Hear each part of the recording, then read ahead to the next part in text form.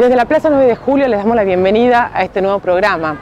Hemos compartido en ediciones anteriores, por ejemplo, programas especiales de museos, el Museo de la Iglesia de San Francisco, el Museo de las Momias del Yuyayaco, pero en este caso vamos a compartir con ustedes todo el arte que nos ofrece el Museo de Bellas Artes y también el Museo Casa Rengel. Dos museos y la misma historia.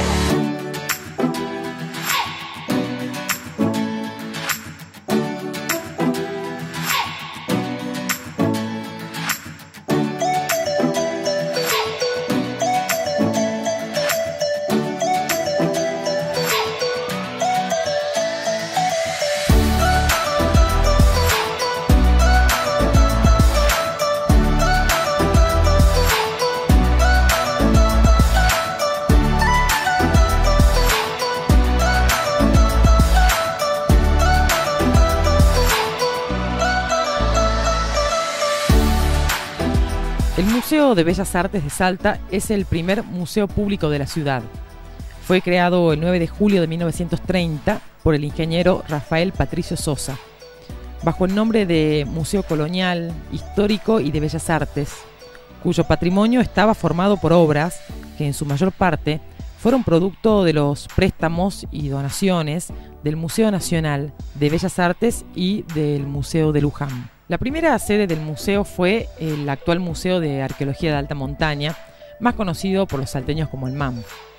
En 1945 se trasladó a la planta alta del Cabildo Histórico y después las colecciones fueron divididas y la sala de arte pasó a funcionar en el Monumento Histórico Nacional Casa de Arias Rengel, bajo el nombre de Museo Provincial de Bellas Artes, para después llegar aquí donde estamos, a ubicarse en la esquina de las calles de Belgrano y Sarmiento. Bueno, Carolina, podríamos decir que estamos en una sala especial del museo porque atrás nuestro hay una pintura que tiene una historia muy particular. Totalmente, Romina. La pintura justamente es la que está atrás tuyo, es la vista a la ciudad de Salta desde el Cerro San Bernardo por el artista Carlo Penuti. Carlo Penuti, un artista italiano, viajero, llegó a Salta de mano de Garibaldi. Y bueno, como todo buen viajero y pintor, se quedó sin plata. Entonces él pinta la vista a la ciudad de Salta en 1854 y pone a la rifa la pintura. Y la provincia de Salta compra todos los números y de esa forma adquiere la pintura de la vista a la ciudad de Salta, del Cerro San Bernardo, que hoy por hoy es sumamente emblemática para nosotros porque si nos paramos desde el mismo lugar, la visión es completamente diferente. Claro, imagínate, desde el año 1800. 1854, ¿no? Sí. ¿Y por qué es tan importante para el museo? Porque el museo se inauguró el 9 de julio de 1930. Totalmente. ¿Y por qué esta pintura es tan importante para el museo? Porque ¿Es lo primero que se coloca en el museo? Es la primera adquisición por parte de la provincia para un futuro, para un futuro museo. Es la primera adquisición. Bien, y esta sala en la cual estamos nosotros, sí. ¿Hay muestras fijas? ¿Hay muestras temporarias? Nosotros, particularmente en la sala donde estamos ahora, cada 6 meses nosotros hacemos cambios de guión. En este caso hicimos un cambio de guión en relación a Güemes, porque en junio siempre se conmemora la fecha de la muerte de Güemes, 17 de junio. En tiempos en que la patria necesitaba valientes, el gaucho Martín se puso a pelear entre Verau con su gente. Martín Miguel de Güemes en realidad se llamaba Martín Miguel Juan de la Mata de Güemes Montero Goyechea y la Corte. Sí, ese era su nombre verdadero. Lo cierto, igualmente en esta historia, es que nunca fue retratado. Murió tan joven, a los 36 años, que nos privó a los argentinos y especialmente a los salteños de contar con una imagen real para la posteridad. Este retrato que vemos aquí, que se encuentra en el Museo de Bellas Artes, es un retrato de medio cuerpo y es la imagen oficial de Güemes certificada por el Instituto Güemesiano de Salta. ¿Esto qué significa? La imagen del patriota, casi de cuerpo entero, fue realizada por Eduardo Schiaffino en el año 1902, 81 años después de su muerte. Schiaffino compuso el rostro basándose en los retratos recopilados por Frías y en la imagen del hijo parecido a Güemes.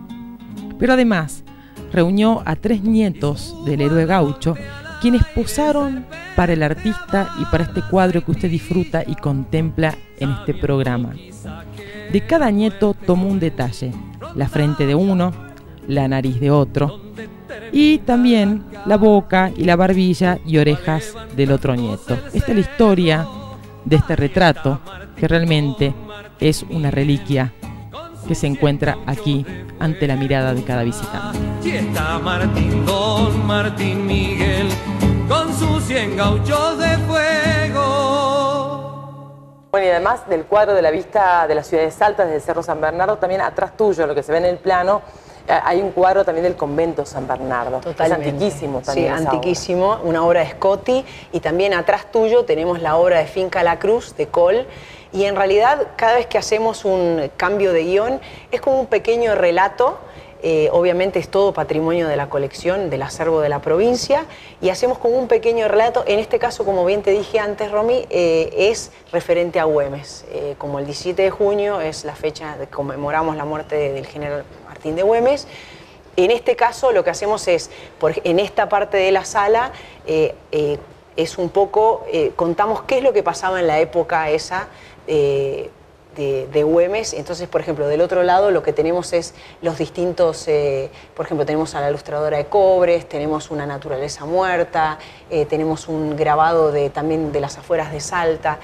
Contamos, o sea, ponemos en contexto a los distintos públicos que nos vienen a visitar para que entiendan cómo funciona, qué pasaba en la provincia de Salta en ese momento, ¿no? O sea, no solo con Finca La Cruz, o sea, qué pasaba en la sociedad, cuáles eran, de qué trabajaba la gente. También en los cuadros se pueden ver los distintos oficios, ¿no?, de la época. Totalmente. Y me imagino también cómo fue cambiando el arte, ¿sí?, cómo fue cambiando la técnica, lógicamente a través del tiempo. Totalmente. Ahora, me comentabas acerca de que hay un cuadro aquí en el Museo de Bellas Artes que tiene que ver con Finca La Cruz, que es un espacio de reunión y tan importante de nuestro héroe gaucho Martín Miguel de Güemes. Totalmente. Pero todos los 17 de junio siempre se realiza una exposición especial que tiene que ver con Güemes. ¿Siempre es así? No, no siempre. En este caso, lo interesante, aparte de las obras que hay exhibidas, también tenemos una televisión que está atrás tuyo, donde se muestra el video que se hizo de la reconstitución de la casa de Güemes, que es ahora el actual Museo de Güemes. Entonces, en realidad es poner un poco, como te dije anteriormente, en contexto al público que viene a visitar para que entienda cómo era, qué oficios se realizaban, de qué trabajaba la gente, qué pasaba dentro de las casas, dependiendo del nivel social en el que se movían, y de cómo se fue reconstituyendo la casa de Güemes para que luego sea museo. Ahora, el Museo de Bellas Artes es muy especial. ¿En qué sentido? De que hay piezas pictóricas con un valor histórico increíble. Totalmente. Seguramente muchos también con un origen de donaciones. Totalmente. Pero por otra parte, una sala, la sala de planta baja, donde de alguna forma también se vive un arte más contemporáneo. Totalmente, sí. Bueno, esos son, generalmente la planta baja se usa, la planta baja y parte de la planta alta se usa para muestras temporarias. Y en este caso tenemos la muestra de fotoperiodismo de ARGRA, que es la Asociación de Reporteros Gráficos de la República Argentina. Y la verdad que sí, es una muestra fuerte, potente, donde la verdad que la mirada del fotógrafo, sobre todo el fotoperiodista, él está en un momento indicado, en un tiempo indicado, o sea, en un momento y en un lugar indicado donde algo sucede, donde obviamente él tiene da su visión, pero es la realidad misma, o sea, no está ni, no hay ni... O sea, no hay ningún relato atrás, digamos, romántico, sino es la realidad misma. Bien, bueno, me gustaría que veamos un poquito de cerca lo que es el cuadro de la vista de la ciudad de Salta desde el Cerro San Bernardo, porque es un cuadro que es de todos los salteños. Totalmente. Porque si lo compró el gobierno de la provincia, es de todos nosotros. Totalmente. Aquí se guarda una pintura del pintor italiano Carlo Penuti, bajo el nombre Vista de la ciudad de Salta desde la cima del Cerro San Bernardo. Adentro, verdes tus valles, azul tu cielo, eres como una flor que entre los La realizó en 1854 y fue adquirida bajo la gobernación interina del coronel Miguel Francisco Araoz, que ordenó comprar todos los números para que el cuadro sea de los salteños. Bueno, para que sea del pueblo de Salta. Más allá de su importancia estética, este cuadro proporciona información histórica sobre la Salta de entonces, el convento San Bernardo, la iglesia San Francisco aún sin torre, que sería terminada casi 30 años después, la plaza 9 de Julio, que en ese momento estaba sin forestar, sin bancos para sentarse, por ejemplo, y la iglesia de la Compañía de Jesús, que oficiaba de catedral, en la esquina de Caseros y Mitre. Los viejos gauchos con sus guitarras siempre te recordarán. En 1854 tengamos en cuenta que la Plaza 9 de Julio vendría a ser esta, que era una plaza seca, y acá está el convento San Bernardo. Acá vendría hoy por hoy estaría la Catedral de Salta, y en realidad este en realidad es el convento de las Carmelitas, y este es el convento San Bernardo. Acá todavía lo seguimos viendo, y esta es la iglesia San Francisco, que hoy por hoy, esta es la calle Caseros. Pero bueno, en el cuadro es muy interesante ver que realmente Salta era un lugar de postas, porque podemos ver las carretas, podemos ver a la gente, o sea, es de comercio, era un lugar de paso de comercio. Ahora, ¿cómo se hace para proteger los cuadros que están expuestos acá? Porque están muy a la mano de la gente, ¿no? Bueno, hay una línea acá que siempre es el ideal que la gente no traspase la línea. Bueno, y vos sabés que, Romy, la verdad que tenemos gran suerte. Hay mucha gente que está muy acostumbrada a venir a los museos y la que no es sumamente respetuosa. O sea, es muy raro encontrar a alguien tocando el cuadro. Hoy por hoy es bastante raro ya la gente sacando fotos con flash, que eso también tiene una repercusión sobre la obra. Y creo que paso a paso el público en general salteño y el no salteño está comprendiendo el valor que tiene su patrimonio y cómo, o sea, nos ayuda a resguardarlo. Claro, ya hay más conciencia, ¿no?, acerca del cuidado. Y bueno, acá está el cuadro que decíamos también, que tiene que ver con el convento San Bernardo, o el convento de las Carmelitas, como le decimos también muchos salteños, y también con vestidos de la época, ¿no? Totalmente. Y convengamos que, o sea, no nos olvidemos que el convento de las Carmelitas siempre fue un lugar de resguardo, que sí, cuando había guerras o revoluciones, era un lugar donde la gente se refugiaba, de resguardo, un lugar de resguardo. Claro. O sea, es sumamente interesante eso también. Y el formato del cuadro es como que lo hace muy romántico. Totalmente, totalmente, bueno, avalado. Si te parece, vamos a seguir entonces por el recorrido de otras salas.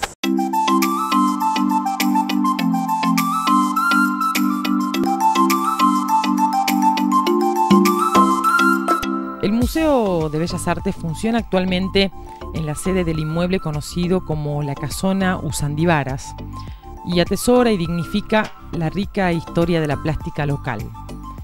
Es uno de los más importantes del norte argentino por infraestructura y patrimonio, y se dice que aspira a convertirse en uno de los 5 más significativos del país. Esta casona de estilo francés, construida a principios del siglo XX para la familia de Félix Usandibaras, fue inaugurada como nueva sede del Museo de Bellas Artes de Salta recién en diciembre del año 2008, con muestras del invalorable patrimonio artístico de la provincia. Bueno, y en esta sala tenemos algunas pinturas donde se muestran costumbres salteñas, ¿no? La fabricación de la chicha, el coqueo. Totalmente. Pero también quiero que me cuentes, aparte de esto, cómo fue evolucionando el Museo de Bellas Artes a medida que fue pasando el tiempo desde el momento de su inauguración. Me imagino que sufrió por distintas etapas, no digo sufrió, pasó por distintas etapas, ¿no? Totalmente. Mira, comenzó, la fundación del museo es el 9 de julio de 1930. Y lo interesante es que, bueno, se funda en 1930, en ese 9 de julio, no sé, un momento particular, porque es el Día de la Independencia, claro. Pero en realidad se funda como Museo Histórico, Colonial y de Bellas Artes de la provincia de Salta. Así comienza. Y lo interesante es que ese edificio, o sea, esa primera sucursal, estaba en lo que era el Ministerio de... En 1930 la primera sede fue en el Ministerio de Educación, que es el actual museo del MAM, del Museo de Alta Montaña, que todos conocemos, en la Plaza de 9 de Julio. Y después, por la Revolución del 30, cesa, o sea, se cierra el museo, y en 1945 se vuelve a abrir en el primer piso del Cabildo Histórico, en la misma Plaza 9 de Julio, que todos conocemos. y ahí funciona de 1945 hasta 1981, donde se decide separar las colecciones y que queda de colonial histórico en el Cabildo Histórico y el resto de Bellas Artes pasa al área Rengel. La área Rengel, el edificio que conocen todos, que está en la peatonal, hasta que de 1982 hasta el 2008 sigue funcionando el Museo de Bellas Artes de la provincia de Salta en el edificio de Rengel y se empieza a acondicionar, obviamente con muchos años, esta casa, la Casona Usandi Varas, como museo y se abre sus puertas en diciembre del 2008. O sea que tuvo varias, pasó por varias modificaciones, como decís vos. Pero bueno, lo interesante, por ejemplo, este cuadro de los muqueadores de H, en realidad es un préstamo que nos hace el Museo Histórico del Norte del Cabildo al Museo de Bellas Artes. O sea, está en nuestro resguardo hace muchos años, pero es parte de esa división que hubo.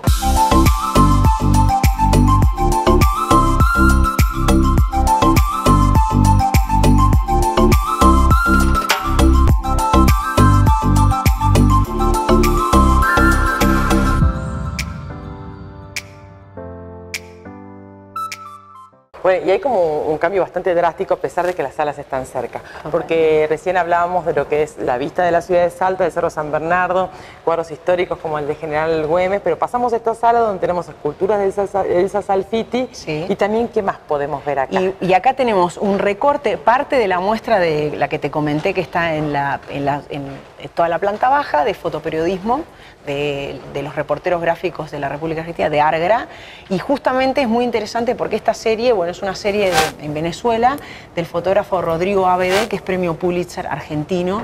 Es uno de los, hoy por hoy, es uno de los mejores fotógrafos latinoamericanos que hay a nivel mundial. Este es Rodrigo ABD. ¿Y vino él a traer? No, él lamentablemente está en El Salvador, o sea que no pudo venir. Sí le mandaron fotos, de hecho, bueno, la muestra la tenemos desde mitad de junio, con varios talleres, no solo talleres, actividades, charlas, conferencias con fotógrafos de México, y se le fueron mandando las capturas, pero lamentablemente él en esta ocasión no pudo venir. ¿Y cómo es el tratamiento del material cuando llega, por ejemplo, al museo, ¿no? Porque estas fotografías tienen un tamaño importante, sí. Tienen un valor importante porque estamos hablando de un fotógrafo que es premio Pulitzer, tal cual vos decías. ¿Cómo se las manda? ¿Cómo se las recibe? ¿Cómo se las cuelga? Y bueno, en este caso, cuando bueno, pasemos a la sala de abajo y puedas ver, en este caso el montaje y el diseño de muestra fue bastante especial y particular porque, como verás, la sala que está abajo tiene una pared de 10 metros de alto por 10 y tuvimos que... Y a veces... O sea, surgen estas ideas de que, bueno, vamos a montar así o asá, y resulta que cuando llegamos nosotros tenemos un montacarga para una sola persona que yo pensé que con eso iba a alcanzar. Y cuando de golpe digo, bueno, listo, empecemos el montaje, me dijeron, es inviable. Entonces, bueno, rápido, armando un andamio a 10 metros de altura. La verdad que suelen surgir estos imprevistos, que uno imagina una cosa y de golpe en la realidad, cuando tenés la obra en sí y lo querés empezar a plasmar, necesitas otro tipo de herramientas y otra dinámica para que eso se lleve a cabo. Claro, bueno, son cosas que no se ven, pero forman parte del trabajo del museo, ¿no? Totalmente. Y que hace que también el montaje sea impactante, porque vamos a pasar al otro sector y vamos a mostrarle también a la gente que está del otro lado en la calle, que estamos en el Museo de Bellas Artes, cómo se ve, por ejemplo, cada una de las exposiciones, ya casi llegando hasta el techo. Totalmente. Bueno, esa es un poco la idea, porque generalmente, como te mencionaba antes, la pared mide 10 metros de alto por 10 de ancho, y muy pocas veces se usa el recurso de toda la pared. Y la verdad que teniendo esta posibilidad de estas gigantografías de 2,50 metros por 1,80, me pareció que era el momento. Sobre todo nosotros que tenemos este balcón, o sea que la muestra se puede apreciar desde la planta baja, inclusive en el primer piso. Sí, es muy imponente. Ahora, también el Museo de Bellas Artes realiza exposición de esculturas, me imagino. Tenemos exposiciones de esculturas, exposiciones de pinturas, exposiciones también de tapices. La verdad que tenemos nuestra colección, el acervo de la provincia, cuenta con más de 2.000 piezas y eso es lo bueno, o sea, eso es lo bueno que nos permite articular y poner en diálogo, eso es lo que generalmente tratamos de hacer, poner en diálogo la muestra que viene temporaria con nuestro patrimonio, cotejarlos, o sea, hacer un diálogo para que se pueda, para que siempre la persona, el público que entra al museo pueda ver un pequeño recorte de lo que es nuestro patrimonio y cómo nuestro patrimonio dialoga con un patrimonio que viene de afuera, ¿no? Y podemos decir que hoy, de alguna manera, también la muestra dialoga desde la protesta social. Totalmente, totalmente.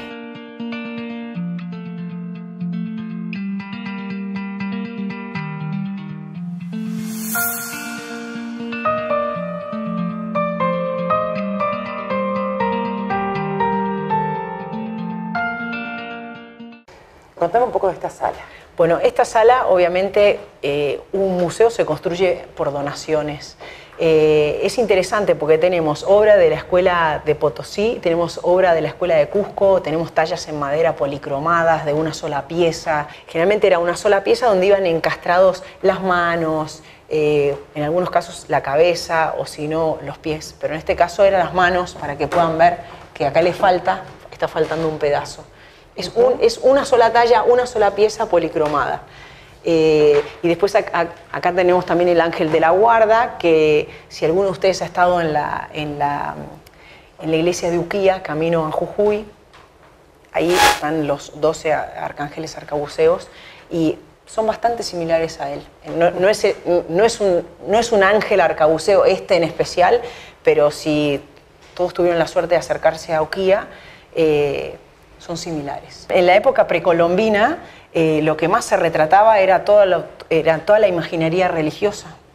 Pensá que después es recién en el 1900 que el artista, y a fines del 1800 es que el artista empieza a retratar a la burguesía. Si no, o sea, antes solo se hacían imaginería, o sea, solo se retrataba lo que pasaba en la iglesia, los ángeles, era por pedido. Pero después, a medida que fue pasando el tiempo y evolucionando, el artista empieza a retratar a las familias, más bien a la burguesía, aquellas que podían pagar el retrato, y se convirtió en una cosa sumamente de esnovismo, de que aquel que podía, fíjense si ustedes se remontan a la época, los reyes eran retratados, y después cuando los mercaderes o la burguesía empezó a tener un poco más de dinero, fue que empezaban a pedir los autorretratos o retratos, empezaban a retratarse. Entonces eso te ubicaba en un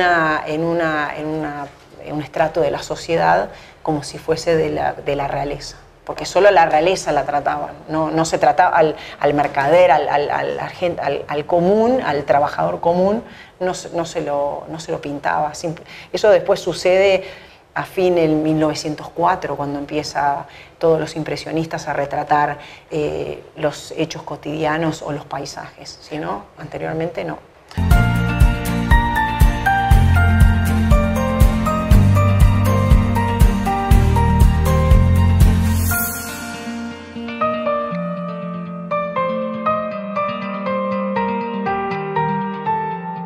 Siglo XX. Esta es la sala del siglo XX. Totalmente.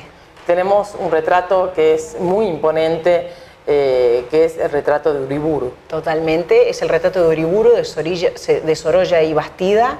No nos olvidemos que Sorolla era un pintor, o sea, se caracterizaba por la luz y por el color. Esta obra es de 1908 que tiene una particularidad que es su época oscura. Hay una obra que tiene el Museo de Arte Decorativo en Buenos Aires de la misma época, que la descubrí hace un mes, y después el Museo de Sorolla en España. Y después una cosa que es sumamente interesante, fíjense que en el siglo XX primeramente lo que tenía preponderancia eran justamente los retratos, como les había comentado en su momento, cómo fue cambiando en la época, y también la importancia de los marcos. O sea que lo que es, o sea, el marco tiene la misma importancia que la obra en sí. Podemos ver la importancia que significaba la ropa que tenían, o sea, la moda, los peinados. Es muy interesante también de que, por ejemplo, en el caso de los retratos, está el retrato en el caso de Montpellier y tenemos el paisaje. O sea, siempre el paisaje, si ustedes miran con detenimiento, realmente si lo miramos es bastante raro cómo es que entra ese paisaje en ese relato del paisaje en ese retrato de la persona. Y la verdad es que, bueno, obviamente lo hacen encajar para que se pueda se pueda dilucidar o sea, el contexto entero, entra el contexto entero. Pero es muy interesante que miren la importancia que tienen los marcos. Especialmente esta, ¿no? Es una pintura muy pequeña, totalmente, con muchísimos detalles, pero lo que resalta es un cuadro, un marco, bien digo, muy imponente. Totalmente.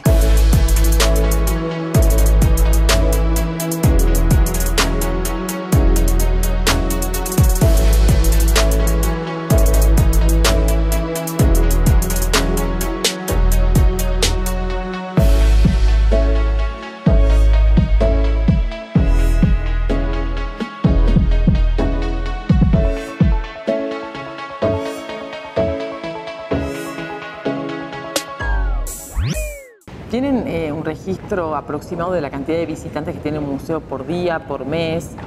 Nosotros hacemos un registro de la cantidad de visitantes según de procedencia, si son de Salta capital, si son de distintas localidades, y tenemos un promedio de más o menos entre, no te quiero mentir, depende también de las actividades, más o menos de 1.000, 1.500 personas por mes. Otra pregunta también que tenía para hacerte, ustedes trabajan con las instituciones educativas, sí. Vienen niños de las escuelas a conocer el museo, totalmente. Se les hace la visita guiada. Sí, se les hace la visita con distintas actividades, los colegios primarios, secundarios, terciarios, universitarios. De hecho, tenemos una propuesta de una extensión de horario los días jueves, por lo menos 2 veces al mes, para que justamente todo el polivalente de arte, la Escuela Tomás Cabrera y las universidades puedan asistir, porque hay muchas veces pasa que nuestro museo está abierto de martes a domingos de 9 a 19 horas.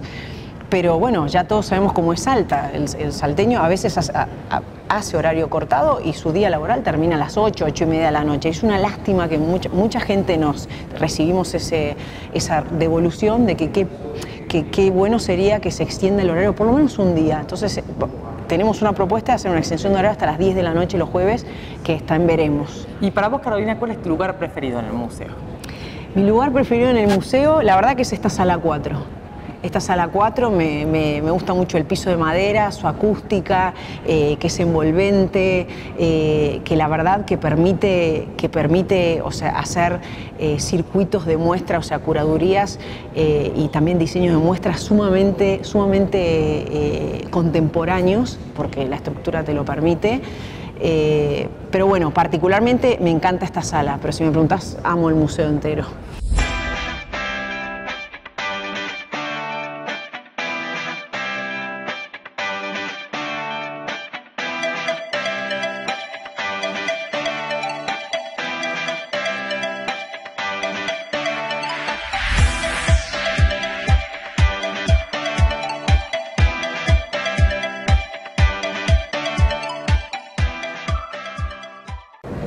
Estas imágenes de fotoperiodismo son muy duras. Sí, Contame un poco de qué se trata, de qué se trata esta historia que podemos ver acá. Bueno, el fotógrafo es el mismo que vimos en la serie Arriba de Venezuela. Es el fotógrafo es Rodrigo Abedé. Es una serie justamente del deterioro que hace el uso del glifosato en la tierra. Esta serie le llevó a hacerla 4 años y no son, o sea, como recién hablábamos, no son los 4 años por el deterioro de la enfermedad de la persona, sino es el tiempo que a él le lleva poder tener confianza con la familia para poder meterse en la casa y poder retratar, o sea, poder hacer una historia de las secuencias de fotografía. Porque lo interesante de una serie o de una foto es que cuenta una historia. Por eso lo interesante de la fotografía es que es el momento indicado, en el lugar indicado que lo hace el fotógrafo, y muchas veces pasa que la gente dice, pero es muy duro. Bueno, pero lo que a vos te pasa con la fotografía es un tema tuyo. ¿Se entiende? Eso es totalmente ajeno al fotógrafo, a la institución, a un equipo de trabajo. El fotógrafo retrata el momento, la situación y la historia. Totalmente. Y después ya queda en el espectador cómo lo siente. Totalmente. Como las obras de arte. Totalmente. Es el espectador que lo termina cerrando. No es ni linda ni fea, sino como uno la siente. Totalmente. Por eso cuando vos vas a un museo y alguien dice, pero a mí esa obra no me gustó, es tan válido como que te haya gustado. Esta es la represión de la Policía Federal Argentina que desaloja la protesta de jubilados en el Puente Pueyrredón. Sí.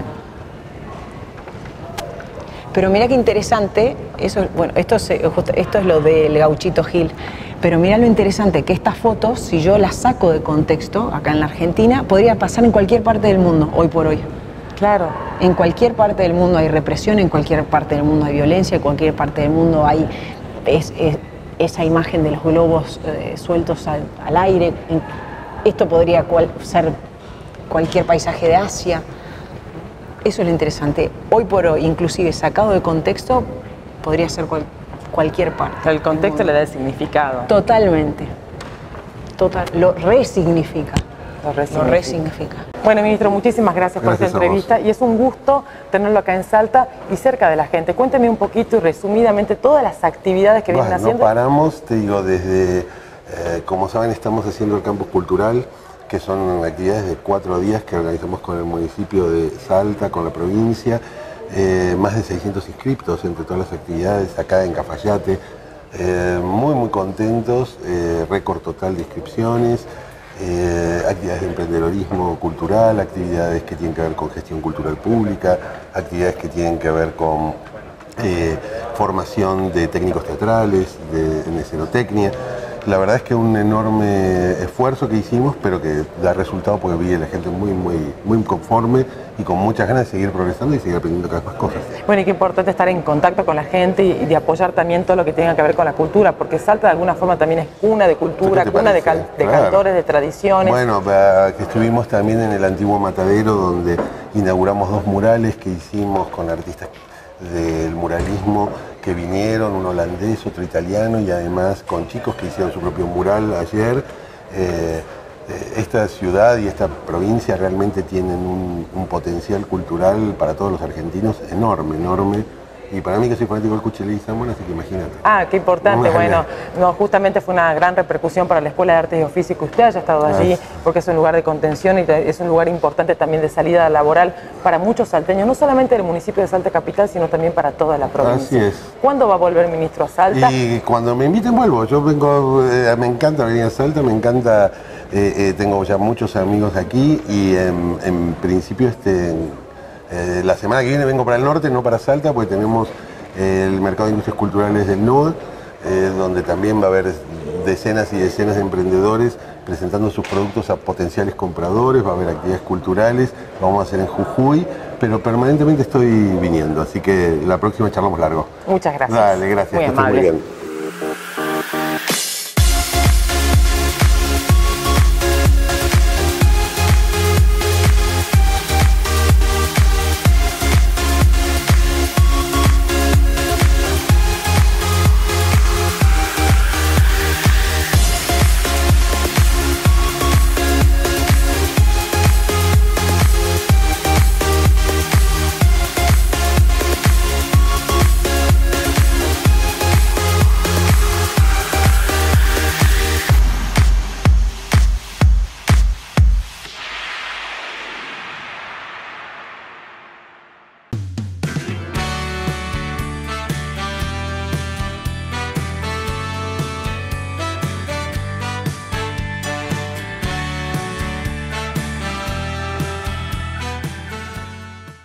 Doctor Martín Arroyo, médico cirujano, especialista en oftalmología, diagnóstico y cirugía ocular de última generación, cataratas, glaucoma, trasplantes de córnea, láser, cirugía refractiva, consultorio, Pueyrredón 98, Salta Capital, teléfono 0387 4222 911, página web www.arroyomartin.com.ar, email martinjarroyo@gmail.com.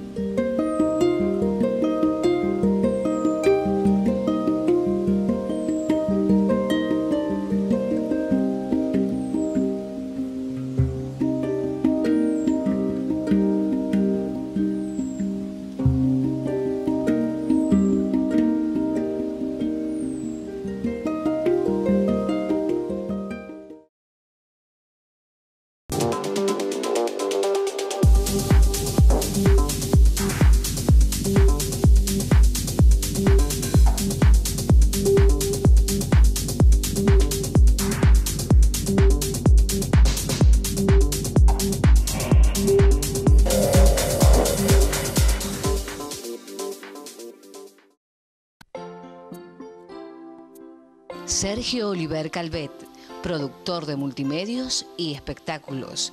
Teléfono 154-023-212.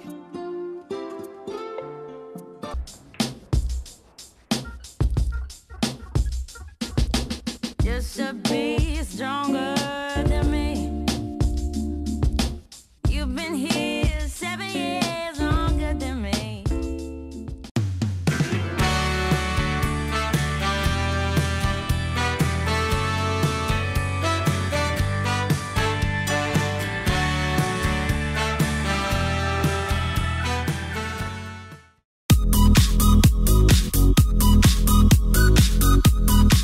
Y del Museo de Bellas Artes nos trasladamos al Museo Casa de Arias Rengel, que de alguna forma están conectados porque forman parte de la misma historia. Y no solo vale la pena visitar la ciudad de Salta por su atractiva propuesta arquitectónica, sino también por su historia, por su cultura, algo que podemos comenzar a disfrutar al traspasar el umbral del Museo Casa de Arias Rengel. Esta institución no es una de las centrales en un recorrido por los principales sitios de interés de la capital provincial, pero sin embargo guarda un especial interés para aquel que busca adentrarse en los modos de vida de los primeros fundadores de Salta. Hola, buenas, ¿cómo está? ¿Qué tal, Romina? ¿Cómo estás? Muy bien, muchísimas gracias por recibirnos. Bienvenida al Museo Casa Arias Rengel. Muchas gracias por recibirnos. Esta es como su casa también. Sí, exactamente. Hace bastante que estoy acá. Estamos en el Museo Casa Arias Rengel, una casa de la familia de Félix Arias Rengel, construida en 1754. La fachada presenta un gran portal que tiene, es de mampostería, con un gran portón de madera de quebracho. Arias Rengel era un encomendero que se instaló en Salta en esa época.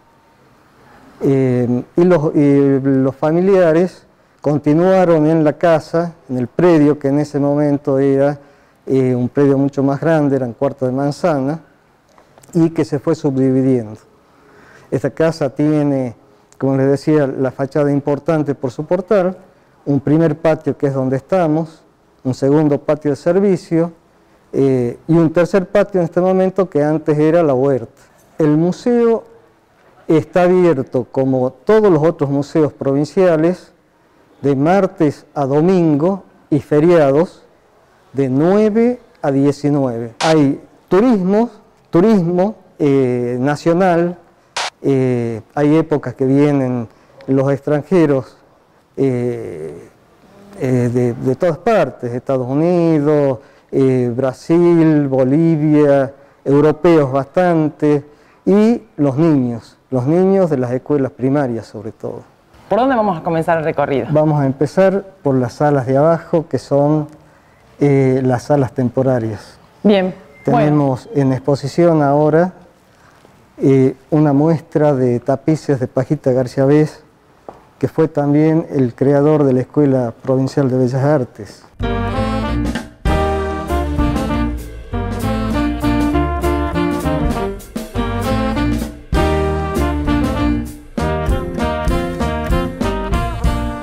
Esta muestra de Pajita García Bes se llama La trama de las leyendas, porque los tapices que realizó el artista están todos basados en leyendas de Latinoamérica y del Chaco salteño.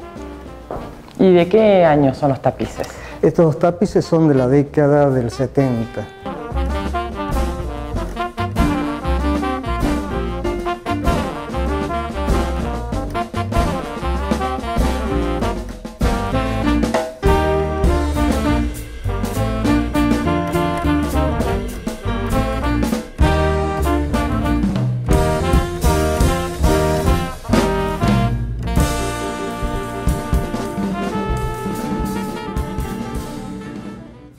Esto es una muestra temporaria. Exactamente. Son obras, la mayoría, del patrimonio de la provincia, pero es una muestra temporaria. El tapiz es muy importante para Salta, ¿no? Exactamente. Tenemos teleras y teleros que trabajan permanentemente y desde las épocas precolombinas. Se perdió en un momento, luego en la década del 50, 60, se retoma eso con Pajita García Vez justamente, y él le da este plus de las imágenes de la creación, y en particular él con las leyendas de Latinoamérica. O sea que cada tapiz representa una leyenda. Exactamente. Por ejemplo, en Alemania y en etnias latinoamericanas y no es más cercanas nuestras, es la Sol y el Luna. Dice la leyenda en la que se basan algunos de estos tapices que una chica soltera queda embarazada y los padres la echan de la casa. Se va al monte y unos tigres se la comen, pero ven que había una bolsa que eran los chicos que estaban en la placenta. Los crían a los chicos estos, pero unas urracas le cuentan a estos chicos que los tigres habían comido a sus padres. Entonces, estos chicos, que eran gemelos, hacen una balsa, lo meten a los tigres y los llevan al agua. Cuando están en medio del agua, dan vuelta a la balsa y ellos salen nadando. Uno de los tigres sobrevive y los persiguen. Estos chicos, para sobrevivir, no tenían a dónde ir, tenían flechas, arcos, y empiezan a tirar flechazos al cielo, una tras otra las flechas, y hacen una escalera por donde suben. En el cielo se transforman en el Luna y la Sol. Qué hermoso, eso representa de alguna forma los tapices que tenemos acá. Exactamente.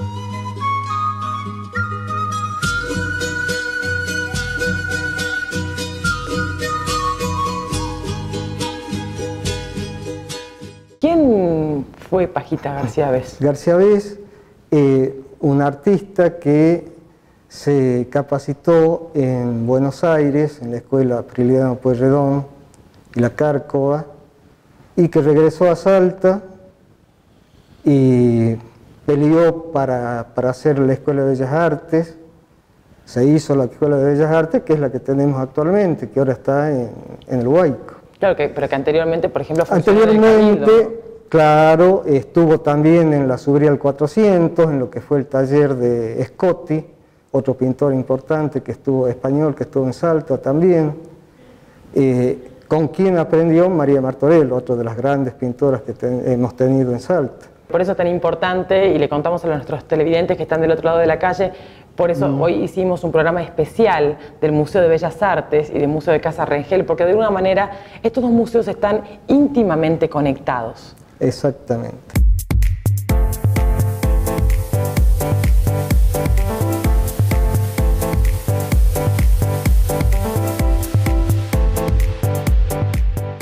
¿Y con cuántas muestras cuenta la colección de Pajita? ¿Cuántos tapices son? Son 10 tapices la colección que tiene la provincia como patrimonio. Y luego los hijos, José y Rodrigo, también nos prestaron algunos para esta exposición. Esta es una sala muy pequeña. Esta es una sala pequeña donde tenemos 3 tapices expuestos nada más. Tenemos el árbol preñador, el pimpín, que es un baile y una danza del Chaco salteño y del Gran Chaco. El pimpín en realidad es un instrumento de percusión, es un tambor mediano que a veces se le pone agua para que tenga un sonido en particular, y se hace hombres y mujeres, ¿no es cierto?, que luego de esa danza es en la época del carnaval.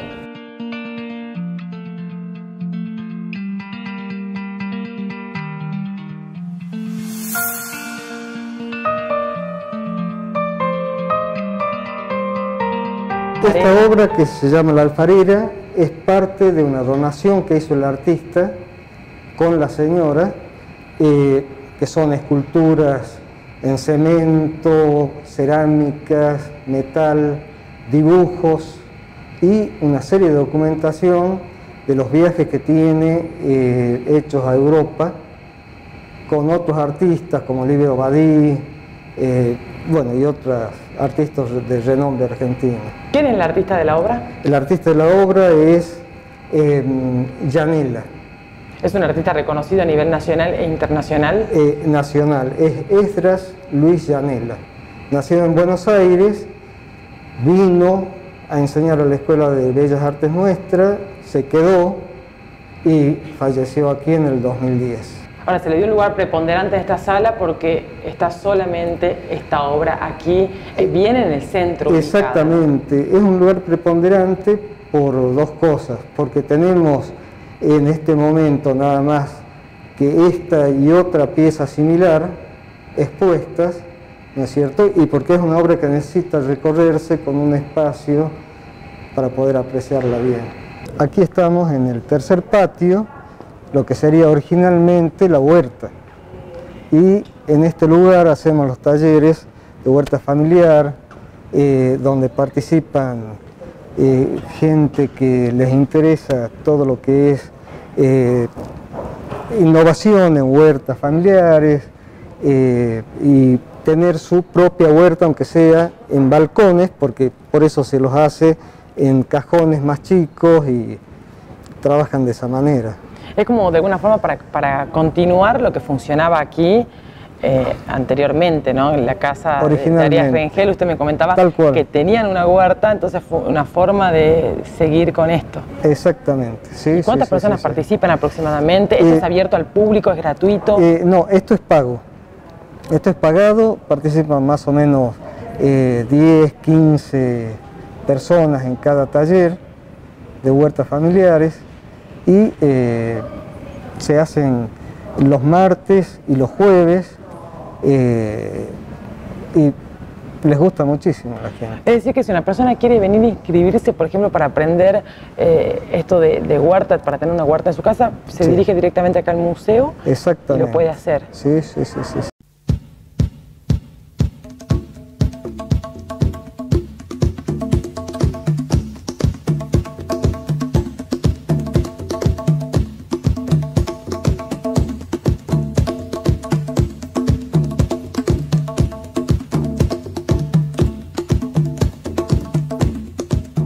Bueno, si uno comienza a buscar información del Museo de Casa Rengel, una de las salas que más se destacan es la muestra africana. Y estamos justamente aquí y bueno, obviamente aclaramos a nuestros televidentes que esta es una réplica y que por eso usted nos permitió tenerla a la mano, pero que forma parte de esta sala y de esta muestra. Exactamente.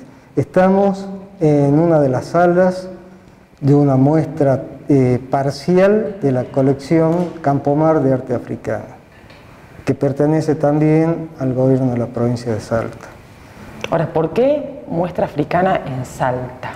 Bueno, una porque la donadora, Marta Campomar, la ofreció como donación para que esté en esta zona, porque en Salta y el noroeste en general, llegamos a tener en algún momento de nuestra historia el 60% de negros.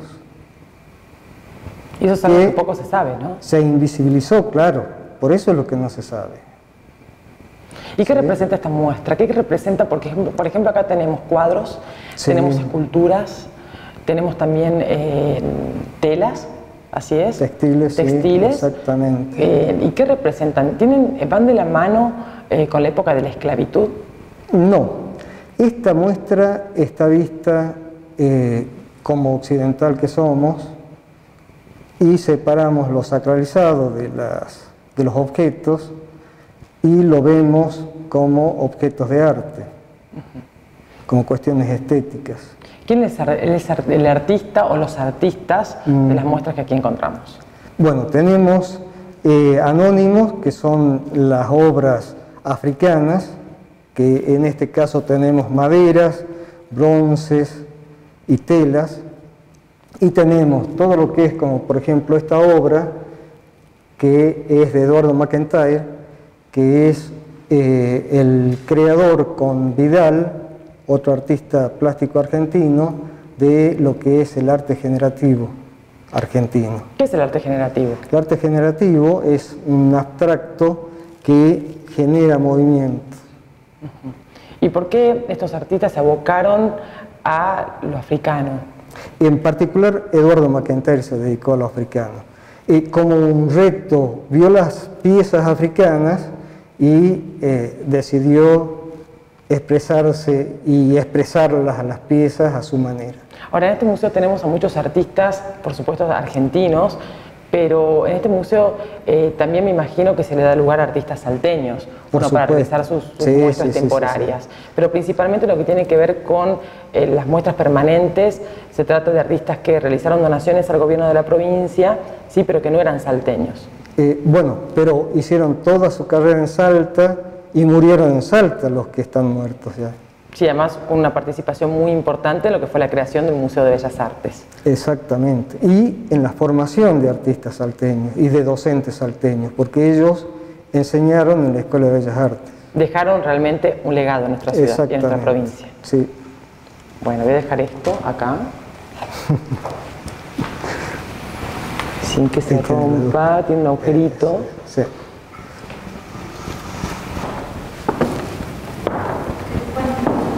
Estamos en la sala de los textiles africanos.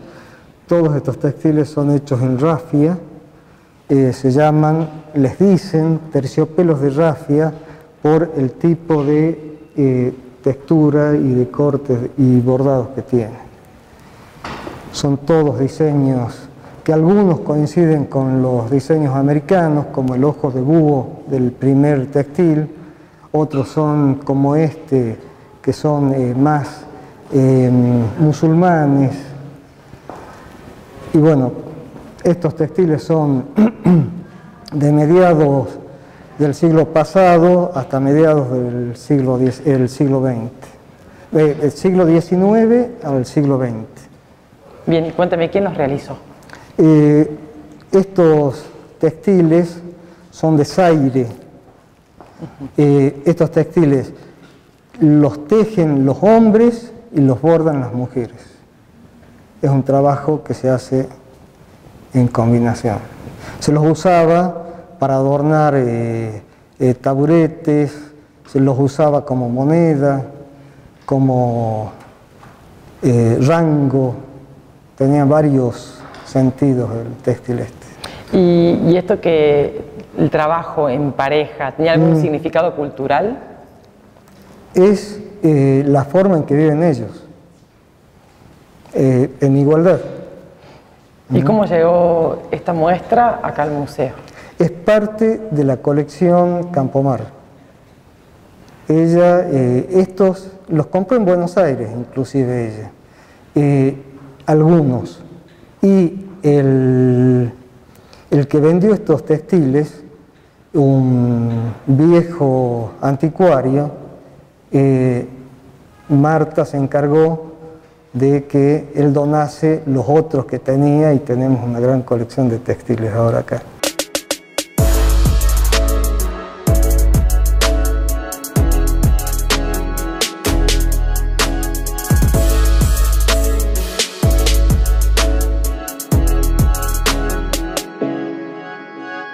Bueno, ¿y estas barandas, por ejemplo, son las originales?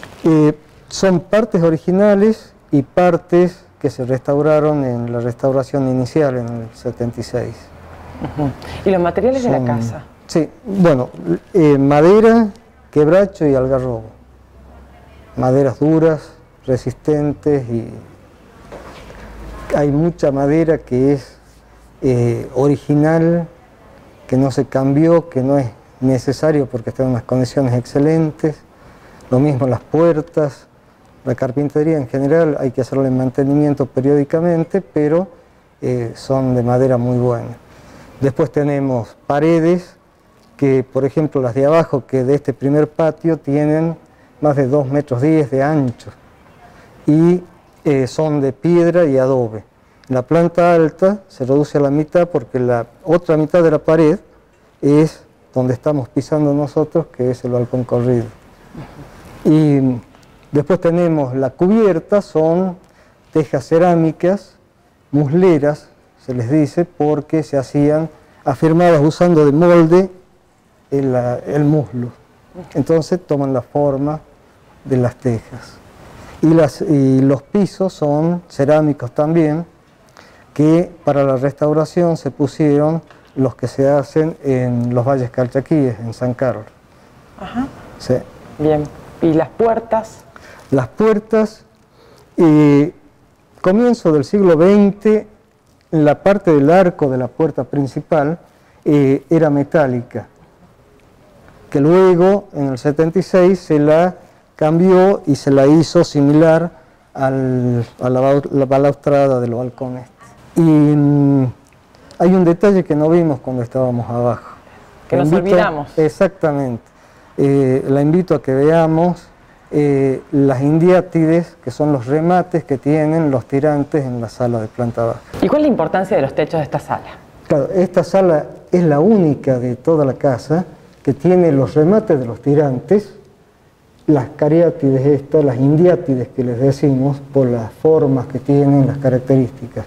Talladas, son originales todas, talladas por la gente que hizo la casa. Bueno, muchísimas gracias, Guillermo, por habernos recibido en este museo tan lindo, ¿no? Al contrario, gracias a vos por visitarnos.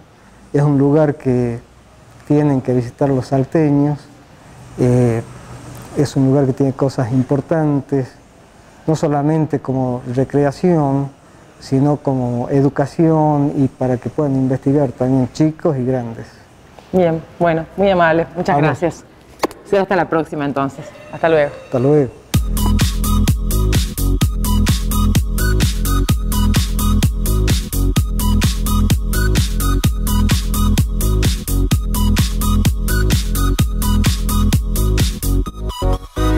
Y ya nos vamos yendo.